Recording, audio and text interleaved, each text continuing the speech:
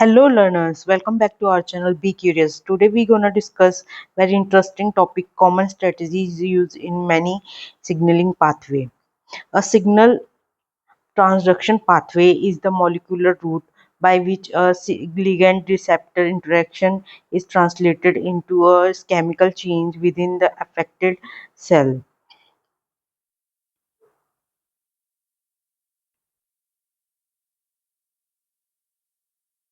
Communication of the ligand's message to the cell is initiated by the complementarity in structure between the ligand and its receptor, which result in the binding interaction of sufficient strength and duration to bring about a biochemical change in the receptor and or its associated molecules.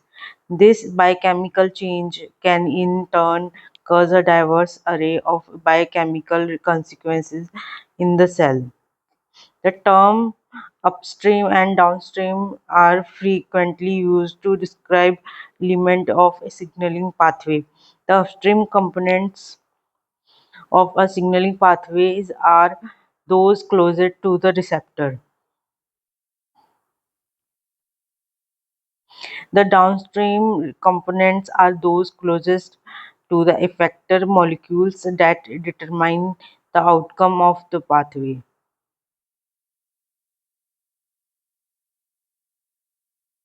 For example, the transcription factor of enzyme whose activity are modified upon recipient of the signal.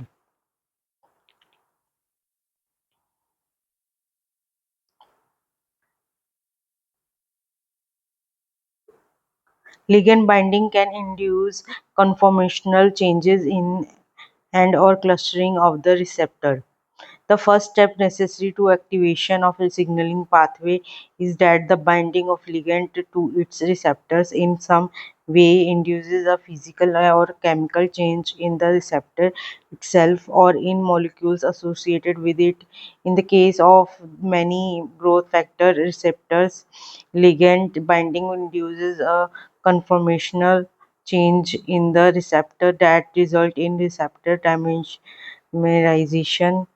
Since the cytoplasmic region of many growth factor receptors have tyrosine kinase activity, this result in the reciprocal phosphorylation of the cytoplasmic regions of each of the receptor molecules by its dimerization partner.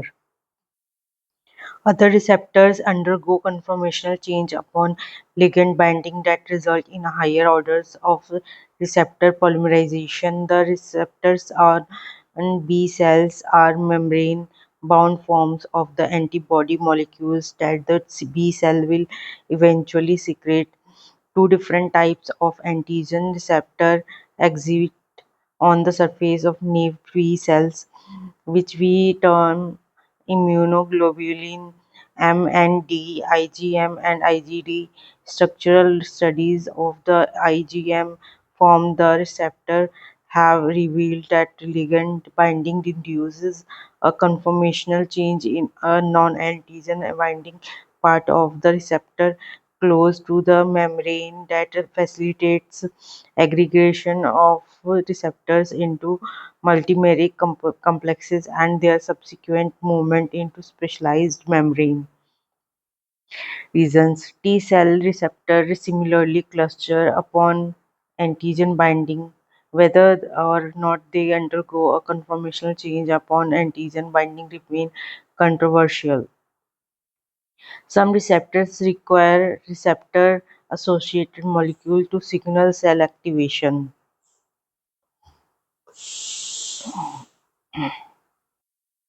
In contrast to growth factor receptors which have inducible enzyme activities built into the receptor molecule itself. B and T cell receptor have very short cytoplasmic components and therefore need help from intracellular receptor associated molecules to bring about signal transduction. The Ig alpha and Ig beta CD79 alpha beta heterodimer in B cells and the hexameric CD3 complex in T cells are closely associated with their respective antigen receptors and are responsible for transmitting the signals initiated by ligand binding into the interior of the cell.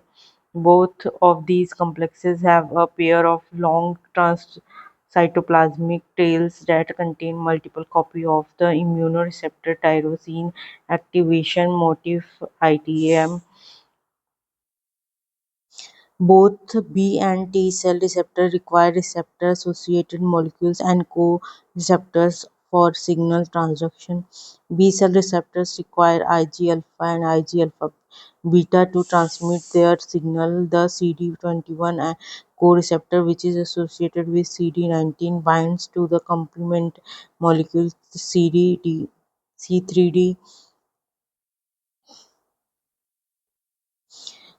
which bind covalently to the antigen. The interaction between CD21 on the B cell and C3d associated with the antigen keeps the antigen in contact with the B cell receptor. Even when the antigen BCR binding is relatively weak, the yellow bands on the cytoplasmic region of the receptor associated molecules indicate immunoreceptor tyrosine activation motifs (ITAMs), phosphorylation of tyrosine residues in these motifs allow the binding of downstream adapter molecules and facilitate signal transduction from the receptors. Both CD19 and Ig-alpha and Ig-beta bear intracytoplasmic ITAM and also along with CD81 PA1 participate in downstream signaling event.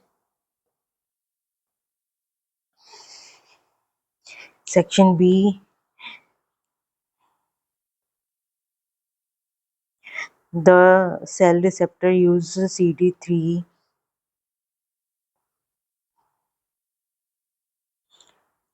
the complex of delta eta alpha eta chain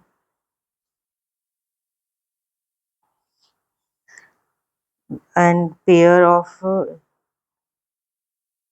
phi chain molecule or a eta V pair.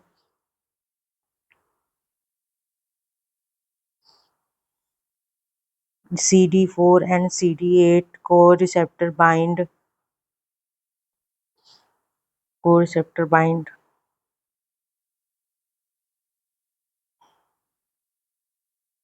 to the non-polymorphic region of the MHC class II or class I molecules respectively. This figure illustrates CD4 binding to MHC class II. This binding secures the connection between the T cell and the antigen presenting cell and also initiates a signal through CD48. The CD28 co-receptor provides another signal upon binding to CD80 and CD86. So co-receptor provides another signal upon binding to CD80 and CD83. CD28 binding to costimulatory molecules on antigen presenting cell is required for stimulation of naive but not memory T cells.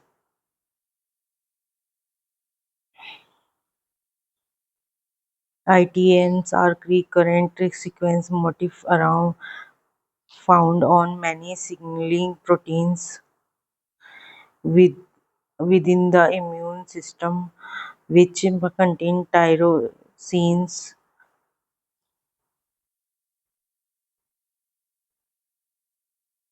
that become phosphorylated following signal transduction through the associated receptor. Phosphorylation of ITM tyrosine residue then allow docking of adapter molecules, thus facilitating initiation of the signaling cascade. Other molecules associated with the B or T cell antigen receptor may also interact with the antigen or with other molecules on the pathogen surface. For example, in the case of B cell, the CD19 and CD21 complex binds to complement molecules covalently attached to the antigen. Similarly, CD4 and CD8 molecules on T cells bind to non-polymorphic regions of the antigen presenting MHC molecule and aid in signal transduction. Finally, the co-receptor CD28 on naive T cells must interact with its ligands CD80, B71 and CD86B72 for full T cell activation to occur. Ligand-induced receptor clustering can alter receptor location. Ligand-induced cluster of B and T cell receptor allow down the rates of their diffusion within the planes of their receptive cell membranes and facilitates their movement into specialized regions of the lymphocyte membrane known as lipid raft. These rafts are highly ordered detergent insoluble cholesterol and sphingolipid-rich membrane region,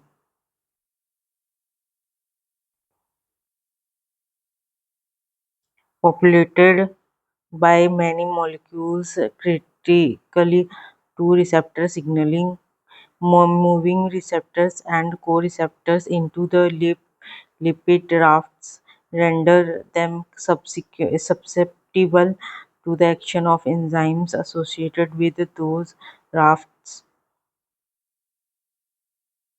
How the raft-associated tyrosine kinase line initiated the B-cell signaling cascade by phosphorylating the receptor-associated molecules Ig-alpha and Ig-beta. The tyrosine kinase (LCK) serve as similar role in the TCR signaling cascade.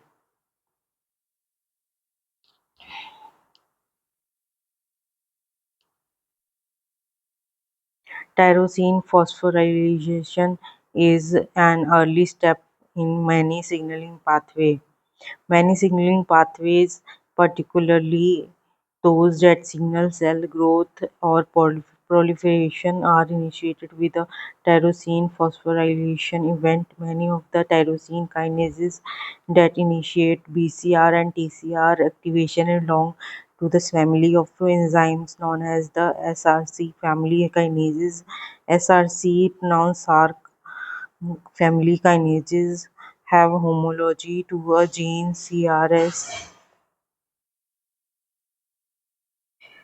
that was first identified in birds constitutively active Rose sarcoma virus.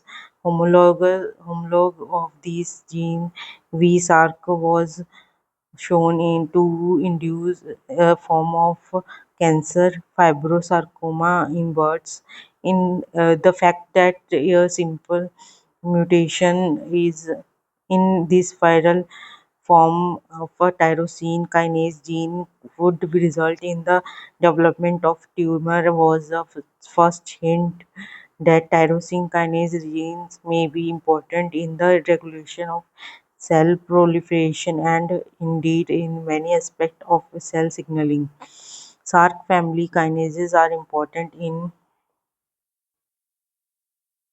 the earliest stage of activation of both T and B cells. SRC LCK and FYN are critical to T cell activation, and LYN and FYN and BLK play the corresponding initiating roles in B cells. Since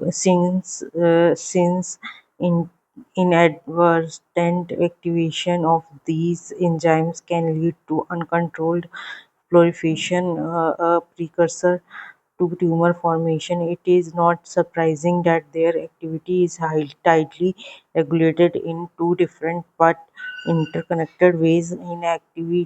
Inactive Sarc family tyrosine kinase enzyme exit in a closed conformation in which a phosphorylated tyrosine is tightly bound to an internal SH2 domain.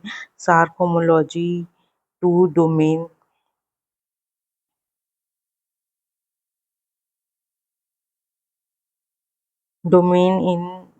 in protein bind to phosphorylated tyrosine residues for as long as the inhibitory tyrosine is phosphorylated. The Sarc family kinase remain folded in itself and inactive. In lymphocyte, the tyrosine kinase enzyme (CSK) is responsible for maintaining phosphorylation of the inhibitory tyrosine. However, upon cell activation, a tyrosine phosphatase removes the inhibitory phosphate, and the Sarc family kinase open up into a partial active conformation. Thus, the inhibiting event in signal transduction is obtained the moment of the tyrosine kinase inner region of the cell or the membrane populated by an appropriate activating phosphate and distant from the inhibitory kinase are full activity is then achieved when the Sarc kinase phosphorylates itself on a second activating tyrosine residue. Tyrosine phosphorylation can bring about changes in a signaling pathway in more than one way. Sometimes phosphorylation of a tyrosine residue can induce a conformational change in the phosphorylated protein itself, which can turn into enzymatic activity on or off. Alternatively, tyrosine phosphorylation of components of a receptor complex can permit other protein to bind to it via their SH2 and or a phosphotyrosine binding domains, thereby altering their location within the cell. Note that a phosphorylated tyrosine is often referred to as PY residue.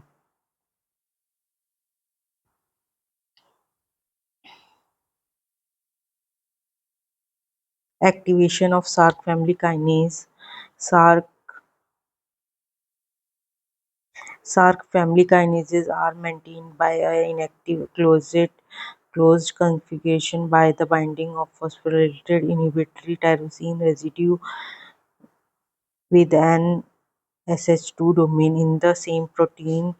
Dephosphorylation of this tyrosine opens up the molecule, allowing substrate access to the enzymatic site. Opening up the kinase also allow phosphorylation of a different internal tyrosine, which further stimulates the Sarc kinase activity. Sarc homology to H2 domain of adapter proteins means binding specificity of adapter domain. The specificity Sarc homology to specific phosphotyrosine Py containing motif in the context of 3,6 amino acid to located carboxy terminal to the Py Sarc homology 3 proline rich sequence in a left-handed polyproline helix. Proline residues are usually preceded by an aliphatic residue. Phosphotyrosine binding (PTB) Py containing peptide motif in the context of amino terminal sequence.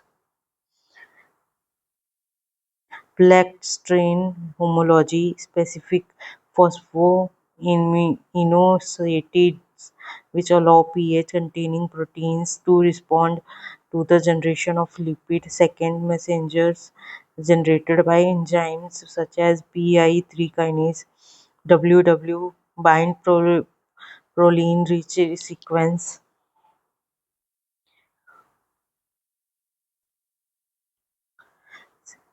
cysteine-rich sequence C1, diacylglycerol DAG, tyrosine kinase binding TKB, phosphotyrosine binding domain divergent from the typical SH2 and PTB domains, proline-rich amino acid sequence stretches rich in proline residue able to bind modular domain including SH3 and WW domains. 14-3-3 binding motifs phosphorylated series residues in the context of one of the two motif RXXPSXP, RXXXPSXP. Adapter proteins gathered members of signaling pathway. It is easy to imagine the cytoplasm of an ocean of macromolecules with little structure of organization in which proteins pump bump into one another at a frequency dependent only on their overall cytoplasmic concentrations. However, nothing could be further from the truth. The cytoplasm is, in fact, an intricately organized environment in which three-dimensional array of proteins form and disperse in a manner directed by cellular signaling events. Many of these reversible interactions between proteins are mediated by adapter proteins as well as by interactions between members of signaling pathways with cytoskeleton components. Adapter proteins have an intrinsic enzymatic or receptor function, nor do they act as transcription factors. Their function is to bind to specific motif or domains on proteins of lipids, linking one of the other, bringing substrates within the range of enzymes, and generally mediating the redistribution of molecules within the cell. Adapter proteins are characterized by having multiple surface domains, each of which possesses a precise binding specificity of a particular molecular structure. In many signaling pathways, multiple adapter proteins may participate in the formation of protein scaffold that provides a structural framework for the interaction among members of signaling cascades. Particularly common domains in adapter proteins functioning in immune system signaling are the SH2 domain that binds to phosphorylated tyrosine PY residues, the SH3 domain that bind to cluster of proline residues, and the plaque-strain homology pH domain that bind to phosphatidyl inositol triphosphate in the plasma membrane. Binding of adapter proteins may simply bring molecules into contact with one another so that, for example, an enzyme may act on its substrate. Alternatively, the binding of an adapter protein may induce a conformational change, which in turn can stabilize, destabilize, or activate the binding partner.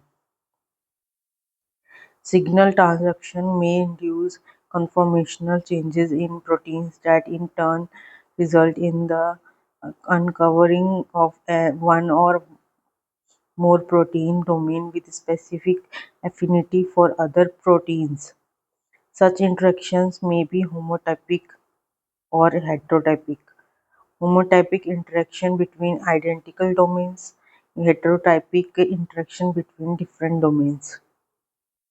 Phosphorylation or serine and threonine residues is also a common step in signaling pathways, whereas tyrosine phosphorylation is frequently seen at the initiation of signaling cascade.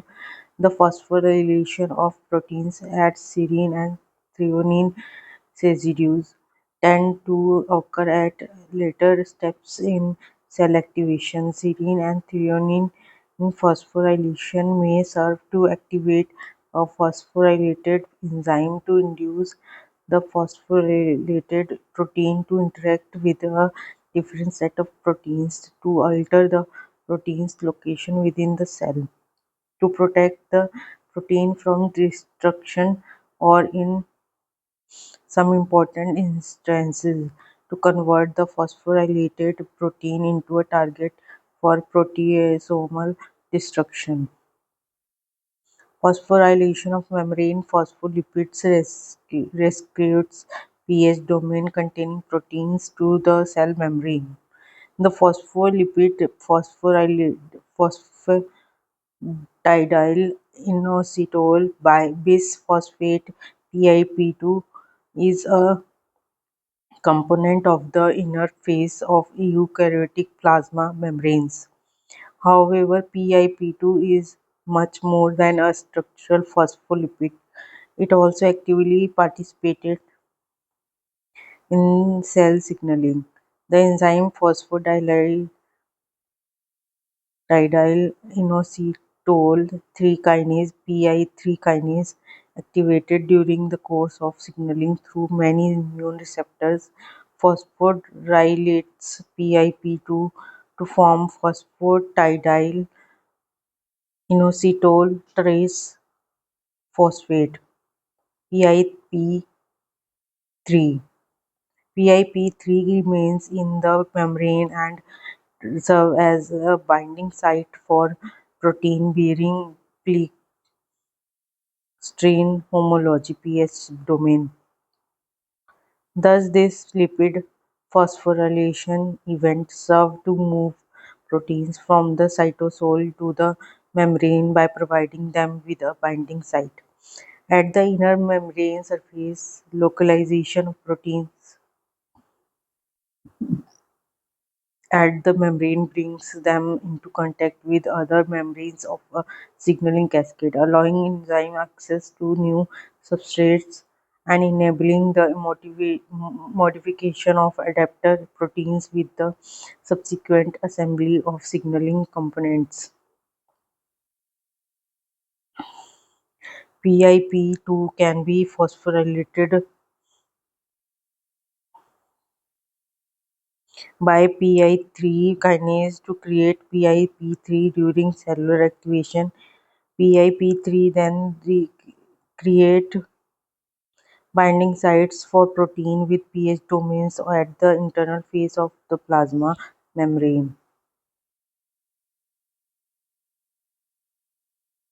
Signal-induced PIP breakdown by PLC causes an increase in cytoplasmic calcium ion concentration.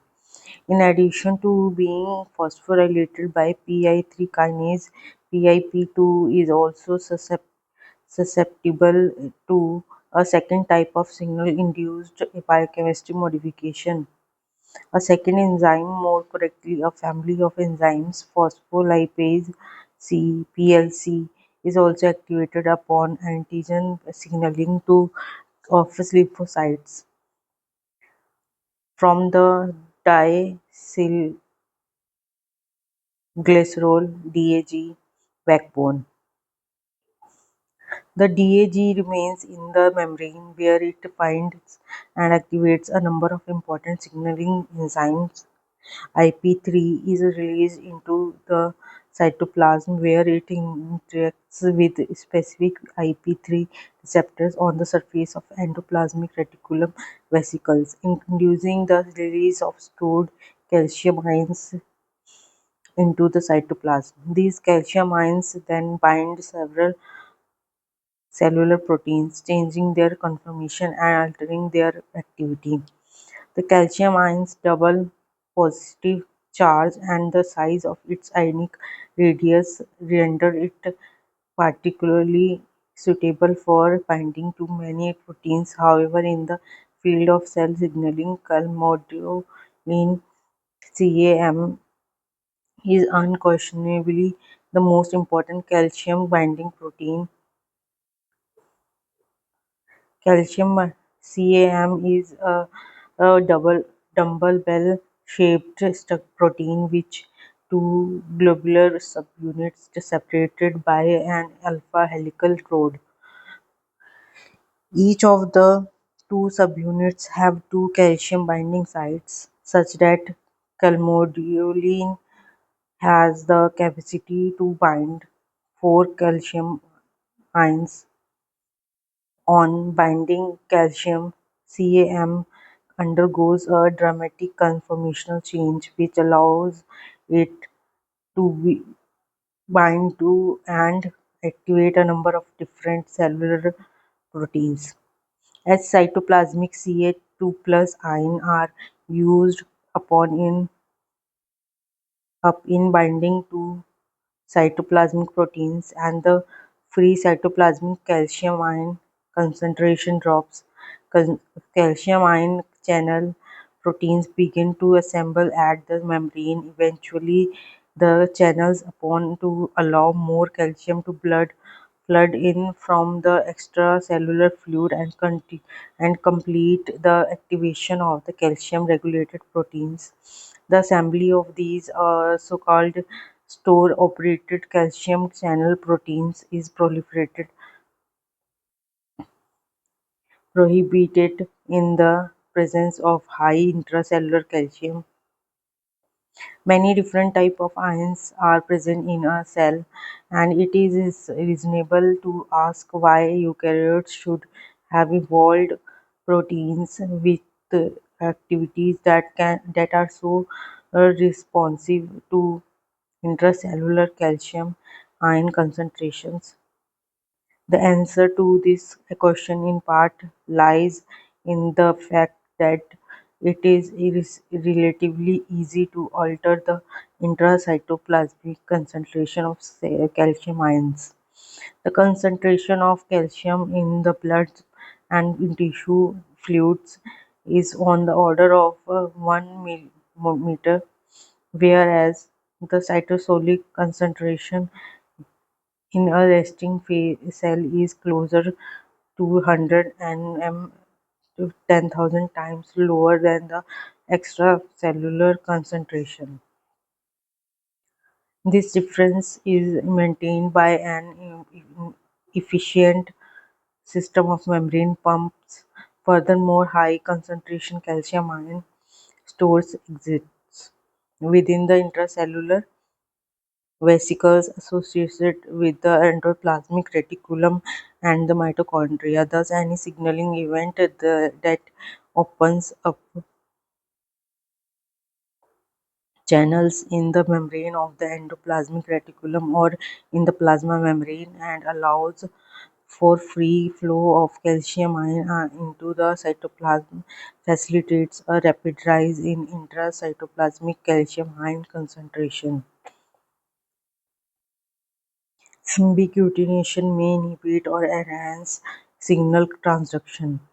The protein ubiquitin is a small, highly conserved 76 residue monomeric protein binding of the carboxy terminal of a ubiquitin to lysine residues to target protein is often followed by polymerization of a chain ubiquitins onto selected lysine residues of the conjugated ubiquitin. The result in a polyubiquitination of the target protein. In most instances, mono and polyubiquitination serve as a mechanism by which the tagged proteins are targeted by destruction by the proteasome of the cell. However, we now know that ambiguation on certain residues of proteins can also serve as an activating signal, and we will come across this alternative role of ambiguity below as the learn about the activation of the NF kappa B transcription factor. The calcium-binding regulatory protein calmodulin undergo a conformational shift on binding to calcium, which enables it to bind and activate other proteins.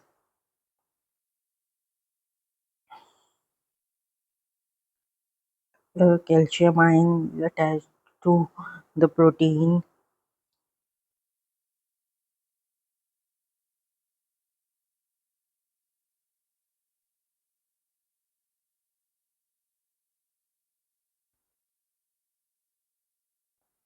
Thank you for listening.